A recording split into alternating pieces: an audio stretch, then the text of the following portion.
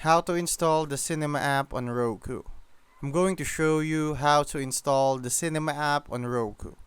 Well, Cinema HD app is not available in Roku Channel Store, so you'll need to screen mirror it from an Android phone or computer.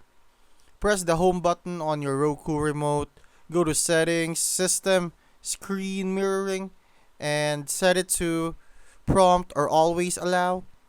Now, install the Cinema app HD on your Android device. So, download the Cinema HD APK from a trusted source.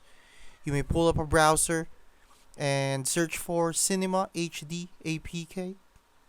Make sure that your Android phone and Roku TV are connected to the same Wi Fi. Now, open your cell phone settings and then cast. Select your Roku device from the list. Open Cinema HD on your phone and it will mirror to your Roku.